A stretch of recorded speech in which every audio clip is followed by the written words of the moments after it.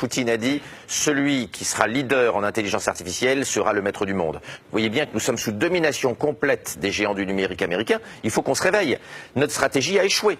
Y a-t-il un Google, Apple, Facebook, Amazon en Europe? Et en intelligence artificielle, nous sommes inexistants. Nous avons perdu la guerre. Enfin, en tout cas, une bataille. Si nous voulons gagner la guerre technologique du XXIe siècle, nous devons changer d'élite. Regardez les gens qui sont les élites autrement. Exactement, qui sont en train de discuter dans les ministères sur la réforme sociale. Ce sont des gens qui ne comprennent rien, qui ne connaissent rien à la guerre des intelligences, qui ne connaissent rien à la guerre technologique qui est en train d'arriver. Mais c'est une réalité. Ce sont des gens qui sont des apparatchiks, qui n'ont jamais bossé, excusez-moi de le dire, et qui n'ont jamais vu la technologie de près. Nos élites ne sont pas prêts à mener le combat.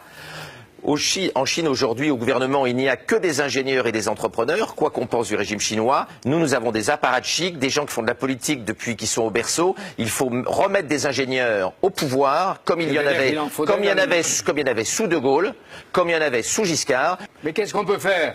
Bosser, arrêter de geindre, développer plein de start-up dans ces sujets-là, payer nos chercheurs correctement. Nous n'aurons pas de chercheurs si on continue à les payer comme ils sont payés au CNRS ou à l'INRIA. Les bons sont en train de partir les uns après les autres. Nous n'aurons pas des bons chercheurs.